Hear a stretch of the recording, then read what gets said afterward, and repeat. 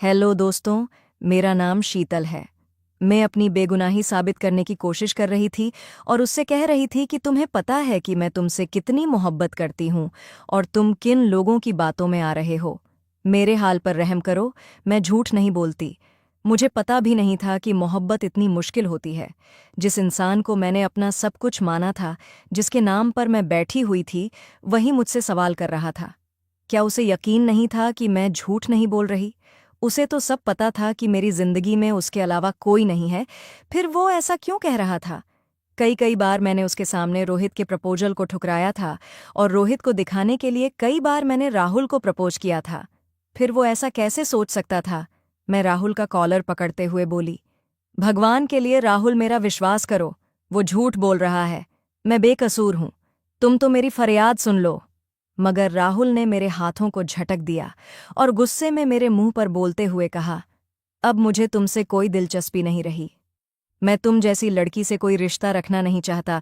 मैंने कभी सपने में भी नहीं सोचा था कि जिसे मैं इतनी मोहब्बत करत हूं, जिसके लिए मैंने जमीन आसमान एक कर दिया था, वही इंसान मुझे इतना बड़ा धोखा देगा। अब तुम्हें जो करना है करो। मेरा तुमसे कोई ताल्लुक नहीं रहा। मैं एक पब्लिक पार्क में खड़ी थी। उसने मुझे झटक दिया और मैं जमीन पर गिर पड़ी। ऐसा महसूस हो रहा था जैसे सब कुछ खत्म हो गया हो। उस आदमी ने मेरी पूरी जिंदगी बर्बाद कर दी थी। मैं पीछे से राहुल को पुकारती रही, लेकिन उसने रुकना तो दूर, एक नज़र तक नहीं डाली। वो मुझे बीच मझधार में छोड़कर चला गया। मुझे उम्मीद थी कि वो ऐसा नहीं करेगा। वो मेरी बात पर यकीन करेगा, लेकिन ऐसा कुछ नहीं हुआ। उसने भी एक आम मर्द की तरह मेरी बात को नज़रअंदाज करते हुए दूसरों की बातों को अहमियत दी और मुझे हमेशा के लिए छोड़ दिया। 4 सालों से मैं उसके साथ थी और उसे मेरी तबीयत के बारे में सब कुछ पता था। मैं किस मिजाज की लड़की हूँ। फिर भी उसने एक पल में हमारे 4 साल के रिश्ते को ख़त्म कर दिया। मैं झुके कंधों के साथ अपने घर की तरफ बढ़ी। मुझे पता था, घर जाऊंगी तो वहां भी मुझे दुत्कार मिलेगा, लेकिन दिल में एक आस थी और मुझे ये नहीं पता था कि वो आस भी आज टूट जाएगी। मैंने अपने पापा से जिंदगी में सबसे ज्यादा मोहब्बत की थी और उनके लिए मेरी जान हमेशा हल्का में अटकी रहती थी। दुनिया चाहे इधर से उधर हो जाए, मैं अपने पापा से मोहब्बत करना कभी नहीं छोड़ती थी। कहते हैं ना, बेटियों को अपने बाप से नेचुरली कुछ ज्यादा ही मोहब्बत होती है। यही हाल मेरा था। मुझे लगता था पूरी दुनिया मेरे खिलाफ हो जाए, लेकिन मेरा पापा मेरे साथ खड़ा रहेगा। लेकिन आज मेरा ये मान टूट गया। और कहते हैं ना, जब इंसान का मान टूट जाता है तो वो पत्थर बन जाता है। ऐसा ही मेरे साथ हुआ और मेरी पूरी जिंदगी बदल गई। जब मैं घर में दाखिल हुई तो घर में बिल्कुल सन्नाटा था। क्या मेरी बहन यहाँ नहीं आई थी? एक पल के लिए मुझे हैरानी हुई, लेकिन मुझे पता था वो एक नादान औरत थी जिसमें इतनी समझ नहीं थी कि वो सच और झूठ में फर्क कर सके। उसने अपने पति को चुना था और अपनी बहन को छोड़ दिया था। ये समाज सही कहता है, जब बहनें पराई हो जाती हैं तो उनके लिए मायका कोई अहमियत नहीं रखता। उनका ससुराल और उनका पति ही सब कुछ होता है। घर में दाखिल होते ही मैं अपने कमरे की तरफ जाने लगी, मगर अचानक पीछे से मेरे बाबा की आवाज़ आई। मैंने मुड़कर देखा तो वो लाउंज में बैठे हुए थे। उनके चेहरे से साफ पता चल रहा था कि उन्हें सारी हकीकत मालूम हो चुकी थी, यानी वो मुझसे सवाल करने वाले थे। ये सोचकर मेरा दिल कांप उठा। मैं उनसे डरती नहीं थी, मैं सिर्फ उनकी इज्जत करती थी, उनके लिए जान देती थी। मगर मुझे इस बात का डर था कि अगर आज बाबा ने भी मेरा मान तोड़ दिया तो मैं इस दुनिया में कैसे जिंदगी गुजारूंगी। मैं किसी मर्द पर कैसे भरोसा करूंगी। मैं दिल ही दिल में दुआ कर रही थी कि ऐसा न हो, लेकिन कहते हैं ना, जो आप सोचते हैं अक्सर वही नहीं होता। मैं खामोशी से लाउंज में मौजूद सोफे पर बैठ गई और मेरे सोचने के बिल्कुल ठीक मुताबिक मेरे बाबा ने वही सवाल किया जो आज राहुल ने पार्क में मुझसे पूछकर मेरी जिंदगी तबाह कर दी थी। मैं लाउंज में चुपचाप बैठी हुई थी। मेरे ठीक सामने मेरे बाबा मुझसे सवाल कर रहे थे, क्या ये हरकत तुमने की है या नहीं, जबकि मैं बिल्कुल चुप थी। मुझे एक मान था, एक भरोसा था कि मेरा बाप मुझ पर यकीन करेगा, मुझसे ये सवाल नहीं पूछेगा। लेकिन जब उन्होंने मुझसे ये पूछा तो मैं 100 मौत मर गई। मेरे अंदर के सारे जज्बात मर चुके थे। उस पल मैंने अपने आप को बिल्कुल अकेला महसूस किया। ऐसा लग रहा था जैसे पूरी दुनिया एक तरफ है और मैं दूसरी तरफ बिल्कुल अकेली। मैंने उनकी तरफ देखा और सिर्फ इतना कहा, क्या आपको मुझ पर यकीन नहीं है? आप मुझसे कैसे बदगुमान हो सकते हैं? क्या आप मेरी हकीकत से जानकार नहीं हैं? मेरे पिता ने मुझे एक नज़र देखा और फिर जो बात उन्होंने कही वो मेरे दिल पर छुरी की तरह लगी। उन्होंने कहा, मुझे सबकी असलियत मालूम है। तुम्हारी उम्र ऐसी है कि इस उम्र में कोई भी बहक सकता है। मैं सिर्फ इतना चाहता हूं कि तुम सच्चाई बताओ। क्या तुमने वो काम किया था या नहीं? मैंने अपने पिता को एक नज़र देखा और फिर वहां से खड़ी हो गई। मैं उन्हें कोई जवाब नहीं देना चाहती थी। जब वो मुझ पर यकीन ही नहीं करना चाहते थे तो फिर मैं उन्हें क्या ही जवाब देती। मैं चुपचाप अपने कमरे में गई और अपना सामान समेटने लगी। मेरी बहन बगल वाले कमरे में बैठी हुई माँ के सामने विलाप कर रही थी कि मैंने उसका घर बर्बाद कर दिया है। उसका कहना था कि मैंने उसके पति पर डोरे डाले हैं और उसका पति अब मुझ पर मोहित हो गया है। उसके पति का कहना था कि तुम अपनी बहन से कहो कि मुझसे शादी कर ले, वरना मैं तुम्हें तलाक दे दूंगा। मेरी बहन यहाँ रोते पीटते आई थी कि उसका घर बर्बाद हो चुका है, उसका पति बहक गया है और उसकी नीयत अब मेरी छोटी बहन पर खराब हो गई है। मैं तो समझी थी कि मेरी बहन मुझसे हमदर्दी करेगी, मुझे गले से लगाएगी, लेकिन वो उल्टा मुझ पर चिल्लाने लगी कि मैंने ही उसके पति को बहकाया है। आज पहली बार मैंने अपनी आंखों से रिश्तों को टूटते देखा। मुझे अपने पिता पर बहुत मान था। मैं उनकी सबसे प्यारी औलाद थी। उन्होंने हमेशा मुझे सिर आंखों पर रखा था, मेरी हर छोटी बड़ी इच्छा पूरी की थी। मेरी बड़ी बहन और मुझसे छोटी बहन की शादी उन्होंने कर दी थी, लेकिन मैं अपने सपने पूरे करना चाहती थी, इसलिए उन्होंने मुझे कभी ज्यादा मजबूर नहीं किया था। माँ तो फिर भी गुस्सा कर जाती थी, लेकिन बाबा हमेशा मेरा ही साथ देते थे। मगर आज उनकी बेरुखी ने मुझे अंदर से पूरी तरह तोड़ दिया। मैंने अपना सामान उठाया और नीचे आ गई। इस दौरान मेरी माँ और बहन भी लाउंज में आकर बाबा से पूछ रही थीं कि मैंने उन्हें क्या बताया है, जबकि बाबा खामोश पत्थर बने लाउंज में बैठे हुए थे। मुझे देखकर सब अपनी जगह से अचानक खड़े हो गए और ऊपर से मेरे हाथ में सामान देखकर सबको पता चल गया कि मैं ये घर छोड़कर जा रही हूँ। सबसे पहले मेरी माँ मेरे रास्ते में आईं और गुस्से में आंखें दिखाते हुए बोलीं, हमारी इज्जत तो तुम मिट्टी में मिला ही चुकी हो, अब कहाँ जा रही हो ये सामान लेकर? ज्यादा महान बनने की जरूरत नहीं है, घर में बैठो। जबकि मैंने उन्हें शांत नजरों से देखा। आज मेरे पास अपने घरवालों को कहने के लिए एक भी शब्द नहीं था। मेरी आंख से अभी तक एक भी आंसू नहीं निकला था। मैं खुद को बहुत मजबूत दिखा रही थी। मैंने एक नज़र अपने बाबा पर डाली और चुपचाप वहां से चली गई। मुझे उम्मीद थी कि बाबा मुझे एक बार जरूर पुकारेंगे, लेकिन उन्होंने मेरी तरफ देखना भी गवारा नहीं किया। क्या वो इतनी जल्दी मुझसे बदगुमान हो गए थे? ये ख्याल आते ही मेरा दिल पूरी तरह से मर सा गया था। कहीं न कहीं तो जाना था। बाहर आते ही मेरा दिमाग थोड़ा काम करने लगा था और थोड़ी सोच विचार के बाद मैं सीधा अपनी सबसे करीबी दोस्त ममता के घर गई। उसने मुझे सामान समेत देखा तो फौरन ही परेशान हो गई और अपने घर के अंदर बिठाते हुए बोली, क्या हुआ है शीतल, सब ठीक तो है ना? जबकि मैंने सपाट अंदाज में अपने ऊपर बीती सारी कहानी उसे सुना दी। वो हैरानी से मुझे देख रही थी। वो भी मेरी तरह हैरान थी कि मेरी बहन ने मुझ पर यकीन करने के बजाय एक गैर इंसान पर यकीन किया, जिसका साथ सिर्फ 1 साल का था। मेरे पास कोई शब्द नहीं थे। मुझे न अपनी बहन का दुख था, न उसके पति का। अगर मुझे किसी का दुख था तो वो मेरे पापा का था। मैं उनसे बहुत मोहब्बत करती थी। मुझे उनसे बिल्कुल उम्मीद नहीं थी कि वो मेरे साथ इस तरह सवाल करेंगे, और जब मैं घर छोड़कर जा रही थी तो मुझे एक बार भी नहीं रोकेंगे। यही चीज़ मुझे सबसे ज्यादा तकलीफ दे रही थी। काफी देर तक मैं ममता के साथ ही चुपचाप बैठी रही। वो मुझसे इधर उधर की बातें करके मेरा ध्यान भटकाने की कोशिश कर रही थी, जबकि मैं बस खामोशी से उसकी बातें सुन रही थी। न मैं हाँ में जवाब दे रही थी, न ही उसे किसी चीज़ के लिए मना कर रही थी। जो वो बोल रही थी बस सुनती जा रही थी। ममता ने मुझे रहने के लिए जगह दे दी थी। हमारी मुलाकात यूनिवर्सिटी में हुई थी और वो इस फ्लैट में अकेली ही रहती थी। ये फ्लैट उसके पिता ने उसे किराए पर दिलवाया था, क्योंकि यहाँ से उसकी यूनिवर्सिटी पास थी, जबकि वो दिल्ली की रहने वाली थी। थोड़ी देर बाद वो अपना काम करने के लिए अपने कमरे में चली गई, जबकि उसने मुझे बगल वाला कमरा रहने के लिए दे दिया था। मैं कमरे में जाकर दरवाज़ा बंद करने के बाद वहीं बैठ गई। मेरी आंखों से आंसू लगातार बह रहे थे।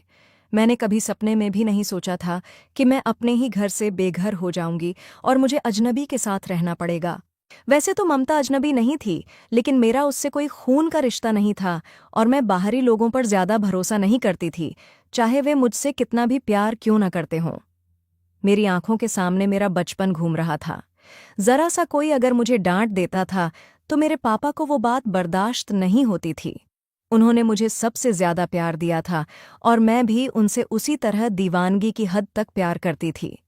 मुझे आज भी याद है जब पापा ने एक बार मेरी खातिर मम्मी से बहुत झगड़ा किया था। उन्होंने स्कूल न जाने की वजह से मुझ पर हाथ उठाया था और पापा ने गुस्से में आकर मम्मी को घर से निकाल दिया था। उस दिन के बाद से मेरी माँ मुझसे नफरत करने लगी थीं। वो हमेशा मुझसे एक ही बात कहती थीं, तेरी वजह से तेरे बाप ने मुझे घर से निकाल दिया था। जिंदगी में पहली बार तेरे कारण उसने मुझ पर हाथ उठाया था। तू औलाद नहीं, बल्कि सांप है जो हम दोनों पति पत्नी के बीच आ गई है। कई बार तो उन्होंने अकेले में मुझे मारने की कोशिश भी की थी, जबकि बाबा हमेशा मुझे इन सब से बचा लेते थे। बाबा के प्यार की वजह से मेरी बड़ी और छोटी दोनों ही बहनें मुझसे बेतहाशा नफरत करने लगी थीं, लेकिन इसके बावजूद मैं किसी को दोष नहीं देती थी। मुझे अपने पापा का प्यार मिल जाता था और मैं उसमें ही खुश हो जाती थी। मुझे बचपन से डॉक्टर बनने का बहुत शौक था। मैंने 10वीं में सबसे हाईएस्ट परसेंटेज हासिल की थी। उसके बाद इंटर में तो मैंने टॉप किया था। मेरा एडमिशन पापा ने बहुत कोशिश के बाद मेडिकल कॉलेज में करवाया था और मैं अब दूसरे सेमेस्टर में थी। मेरी तो खुशी का ठिकाना नहीं था। मैं जितना अपने पापा का धन्यवाद अदा करती, उतना कम था। एक दिन मैं और पापा लाउंज में बैठे बातें कर रहे थे, जब अचानक पापा मेरी तरफ देखते हुए बोले, मुझे तुम पर बहुत यकीन और भरोसा है। मुझे कभी भी न अपनी छोटी बेटी से कोई उम्मीद रही है और न ही अपनी बड़ी से, लेकिन मुझे अपनी मझली बेटी से बहुत उम्मीद है। मुझे पता है कि मेरी बेटी बहुत समझदार है। वह कभी ऐसी कोई गलती नहीं करेगी जो बाद में हम सब के लिए दुख का कारण बने। मुझे सब पता है कि मेरी बेटी बहुत अच्छी है।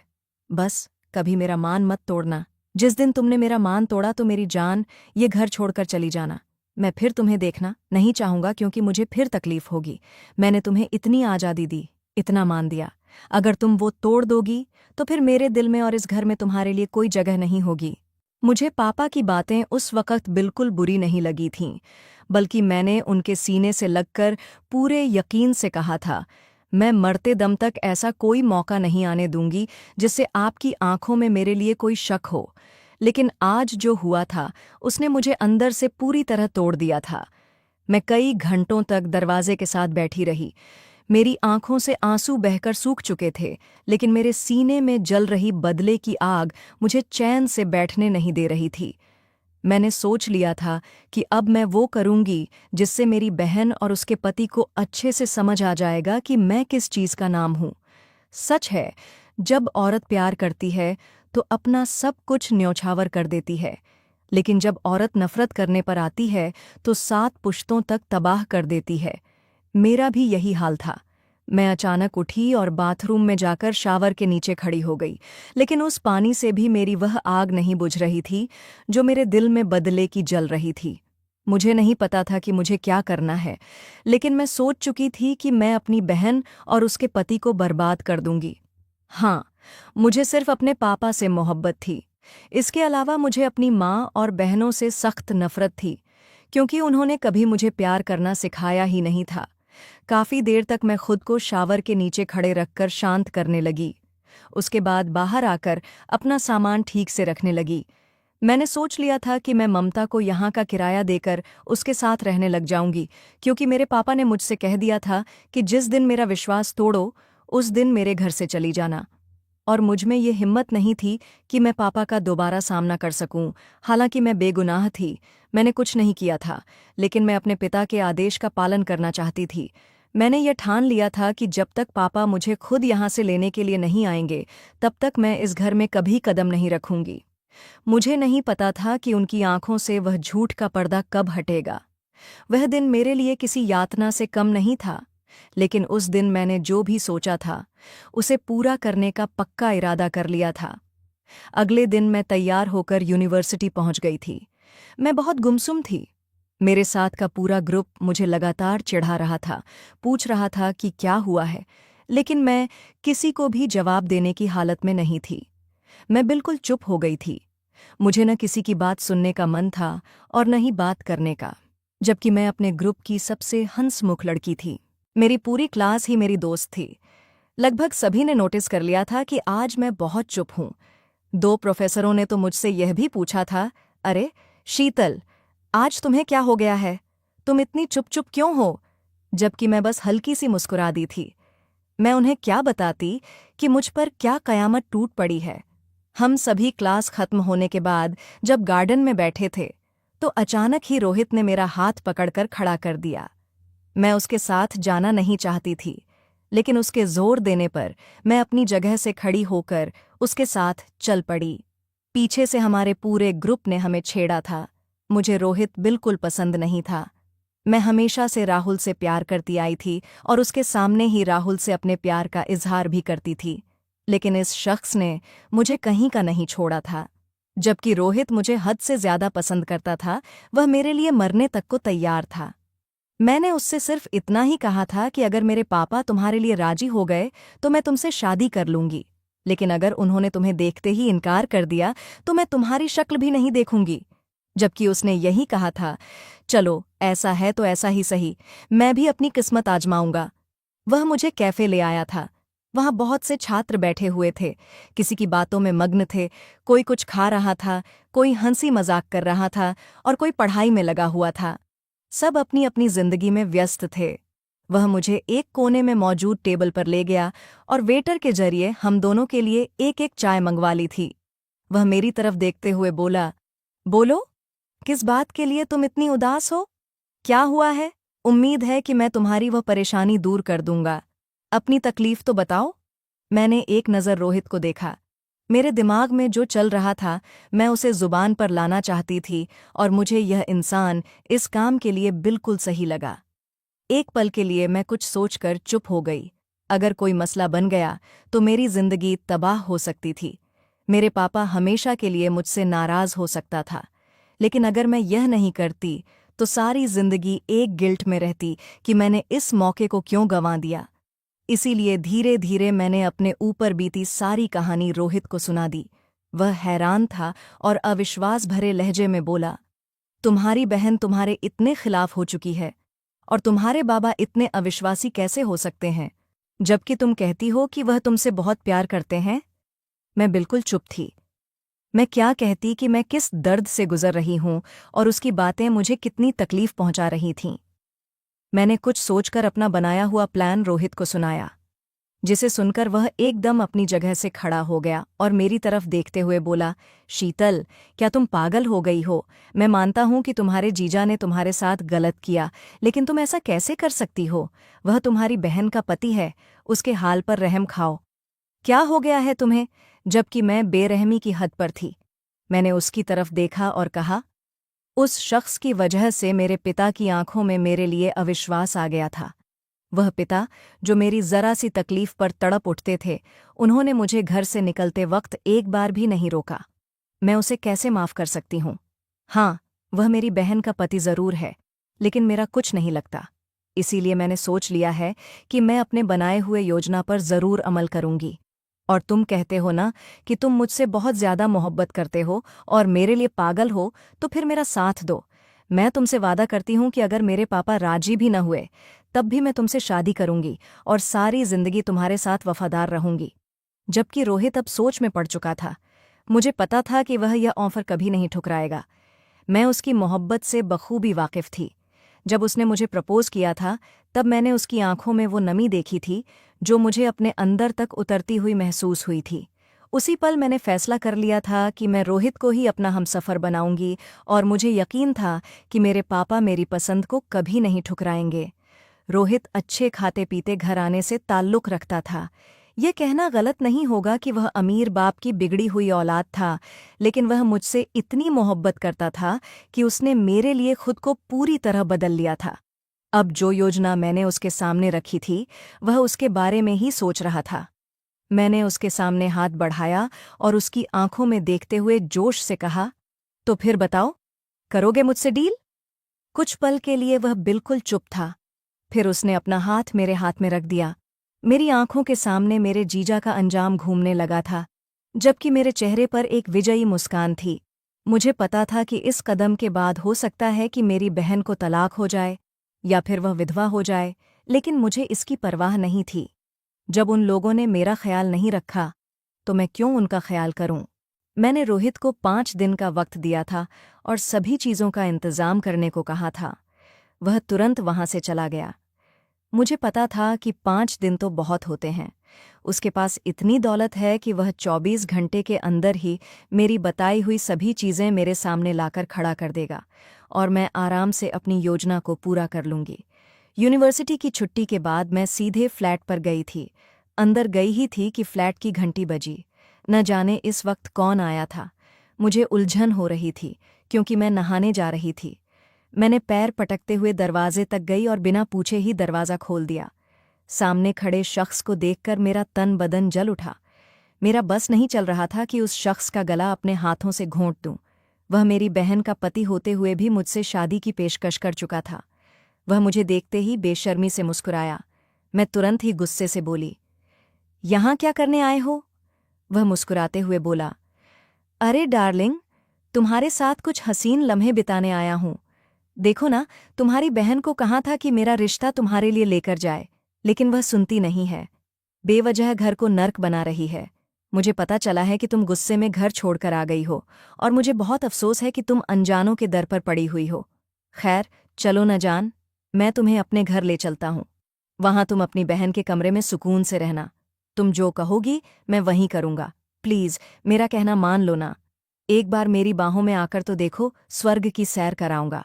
ये कहकर उसने बेशर्मी से अपनी एक आंख दबाई थी। मैंने गुस्से में उसका मुंह पर जोर से दरवाजे को बंद कर दिया था। मेरा बस नहीं चल रहा था कि मैं उसका मुंह नोच लूं, लेकिन फिलहाल मैं सिर्फ और सिर्फ सब्र करना चाहती थी, क्योंकि मुझे पता था कि सब्र का फल मीठा होता है। मैंने जो उसके लिए योजना बनाई थी, वह उसकी पूरी जिंदगी तबाह कर सकती थी। इसलिए मुझे थोड़ा इंतजार था। मेरे सोचने के बिल्कुल ठीक मुताबिक रोहित ने 24 घंटे के अंदर ही सब कुछ तैयार कर लिया था। दरअसल मैंने सोचा था कि मैं एक लड़की को हायर करूंगी, जो मेरे जीजू को बहकाकर उसके साथ कुछ अश्लील तस्वीरें खिंचवाएगी और फिर वो तस्वीरें मैं अपनी बहन को दिखाऊंगी। इसके बाद वह खुद समझ जाएगी कि उसका पति किस तरह का इंसान है। हो सकता है कि मेरे पिता को भी अपने दामाद के करतूतों का पता चल जाए। रोहित ने मेरे कहे मुताबिक एक ऐसी ही लड़की का इंतजाम कर दिया था। जब मैं यूनिवर्सिटी गई तो वह भी वहीं आई हुई थी। मैंने उससे मुलाकात की और उसे सारी बातें समझा दी। मैंने अपनी बहन के घर का पता भी दे दिया, क्योंकि मुझे पता था कि इस समय मेरी बहन घर पर नहीं है। इस काम को करना बहुत आसान होगा। वैसे भी उसकी सास अपनी बहन के घर गई हुई थी, यानी घर में सिवाय उसके पति के और कोई नहीं था। मैं तो सिर्फ उसकी तस्वीरें खिंचवाना चाहती थी, लेकिन मुझे नहीं पता था कि कुदरत इस तरह से मेरा साथ देगी। जैसे ही वह लड़की वहां पहुंची और उसने मेरे जीजू को बहकाना शुरू किया, उसी वक्त इत्तेफाक से मेरे बाबा और मेरी बहन घर पहुंच गए। दरअसल पापा मेरे बहनोई से बात करके उन्हें समझाना चाहते थे, लेकिन जब उन लोगों ने अपनी आंखों से सब कुछ होता देखा तो उनकी हालत खराब हो गई। मेरी बहन उसी वक्त आपे से बाहर हो गई और उसने तलाक की मांग कर दी। वह ऐसे आदमी के साथ जिंदगी नहीं बिताना चाहती थी जो दूसरी औरतों के साथ गलत काम करता हो। हालांकि यह मेरी योजना थी, लेकिन जब उस लड़की ने मेरे जीजू को बहकाया तो वह फौरन ही इसके लिए तैयार हो गए। मेरा प्लान फौरन ही काम कर गया। पापा ने मेरे जीजू पर केस किया कि उन्होंने मेरी बहन को धोखा दिया और दूसरी औरतों के साथ रंगरेलियां मना रहे थे। मेरी बहन ने भी तलाक का केस दर्ज कर दिया। ये सब होने के बाद मम्मी, पापा और मेरी बहन खुद मुझे लेने के लिए ममता के फ्लैट पर आए थे। मेरा दिल तो बिल्कुल नहीं था उनके साथ जाने का, लेकिन जब मेरे पापा ने मेरे सामने हाथ जोड़कर माफ़ी मांगी तो मेरा दिल टूटने के करीब था। मैं तुरंत ही अपने पापा से लिपट गई और उनकी सारी बातें भूलकर उनके साथ घर चली गई। डॉक्टर बनने के बाद मैंने अपने बाबा के सामने रोहित की बात रखी। मेरे सोचे के बिल्कुल ठीक अनुसार मेरे बाबा ने मेरी पसंद को ठुकराया नहीं, बल्कि खुशी खुशी मेरा हाथ रोहित के हाथ में दे दिया। रोहित के लिए तो जैसे कोई बहुत बड़ी लॉटरी लग गई हो। मेरे पापा ने मेरे जीजू को 2 साल की कैद करवाई थी और अब मेरी बहन भी दूसरी शादी के लिए तैयार हो चुकी है। हम उसके लिए एक अच्छा रिश्ता ढूंढ रहे हैं और जल्द ही उसकी शादी एक अच्छे घराने में करने का इरादा रखते हैं। मैं रोहित के साथ एक सुकून भरी जिंदगी बिता रही थी। लेकिन हर बार जब मैं अपने बीते हुए कल के बारे में सोचती तो एक अजीब सी घुटन महसूस होती। मेरे दिल में कहीं न कहीं एक खालीपन था, जिसे शायद रोहित की मोहब्बत भी पूरी तरह से भर नहीं पा रही थी। रात के वक्त जब रोहित मेरे पास बैठता, उसके हाथों की गर्मी मेरे दिल को राहत देती, पर फिर भी एक खामोश उदासी मेरे भीतर कहीं छुपी रहती। रोहित को यह बात समझ में आ रही थी, लेकिन उसने मुझसे कभी सवाल नहीं किए। उसकी आंखों में मेरी खुशियों के लिए एक अद्भुत चाहत थी। वह मुझे हर पल हंसाने की कोशिश करता, लेकिन मेरी खामोशी अक्सर उसके सवालों का जवाब नहीं देती थी। एक रात जब हम दोनों छत पर बैठे थे, हवाएं हल्के हल्के चल रही थीं और आसमान में चांद अपनी पूरी रोशनी से चमक रहा था। रोहित ने मेरा हाथ थामा और बड़े नर्म लहजे में पूछा, क्या तुम अब भी खुश नहीं हो? उसकी आवाज में इतनी चिंता थी कि मेरे दिल में जैसे कुछ टूटने लगा। मैंने उसकी आंखों में देखा और वहां बस प्यार ही प्यार था। खुश हूं, रोहित, मैंने धीरे से कहा, लेकिन कभी कभी लगता है कि कुछ अधूरा रह गया है। रोहित ने मेरे हाथ को और कसकर पकड़ लिया और बोला, तुम्हें लगता है कि मैं तुम्हें वो सब नहीं दे पा रहा जो तुम्हारे दिल में छुपा है? उसकी आवाज में एक दर्द था जिसे मैं अनदेखा नहीं कर सकी। नहीं, ऐसा कुछ नहीं है, मैंने उसे रोकते हुए कहा। तुमने मुझे सब कुछ दिया है, लेकिन मेरे दिल के किसी कोने में वो पुरानी बातें अभी भी ताज़ा हैं। अगर तुम्हारे अतीत का दर्द तुम्हें अब भी परेशान कर रहा है, तो मैं चाहता हूं कि तुम उसे मुझसे बांटो। मैं नहीं चाहता कि तुम्हारे दिल में कोई भी दुख बाकी रहे। रोहित की आवाज में सच्चाई और प्यार था, और मुझे यकीन हो गया कि मैं उसे सब कुछ बता सकती हूँ। मैंने धीरे धीरे अपने दिल का हाल सुनाया, उस दर्द का, उस तन्हाई का और उस घुटन का जिसे मैंने इतने समय तक खुद में दबा कर रखा था। राहुल की मोहब्बत का दर्द, राहुल की मोहब्बत दिल से निकालना इतनी आसान नहीं थी। उसकी मोहब्बत अभी मेरे सीने में कसक मरती थी। रोहित ने बिना किसी सवाल के मेरी बातें सुनी। उसकी आंखों में आंसू आ गए थे, लेकिन उसने खुद को कमजोर नहीं दिखाया। वह मेरे पास आया और मुझे अपने बाहों में भर लिया। कहाने लगा, शीतल, अगर तुम्हें लगता है कि तुम्हारी खुशी राहुल के साथ है, तो मैं तुम्हें छोड़ने को तैयार हूं। मैं खुद राहुल से बात करूंगा। तुम दोनों को मिलाने की हर मुमकिन कोशिश करूंगा। मैं तुम्हें तलाक देने के लिए तैयार हूं। यह कहते कहते रोहित की आंखें गीली होने लगी थीं, लेकिन कुछ तो था, आज मेरे दिल में छन से टूट गया था।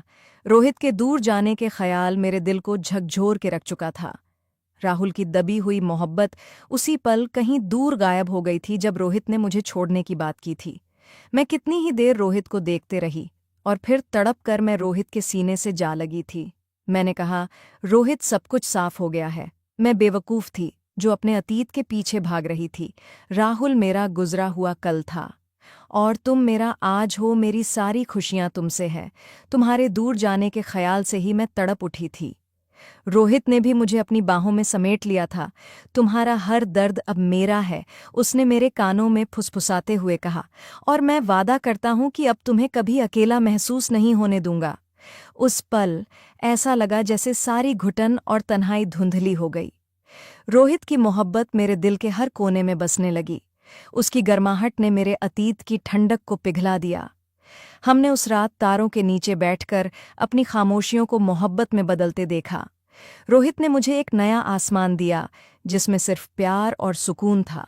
उसके बाद से रोहित और मैं हर लम्हा एक दूसरे के साथ पूरी तरह से जीने लगे। मेरा अतीत अब सिर्फ एक कहानी बनकर रह गया था, और रोहित के साथ मेरा वर्तमान सबसे खूबसूरत हकीकत बन गया है। अगर आपको हमारी कहानी पसंद आई हो तो वीडियो को लाइक करें, चैनल पर नए हैं तो चैनल को सब्सक्राइब जरूर करें। धन्यवाद दोस्तों।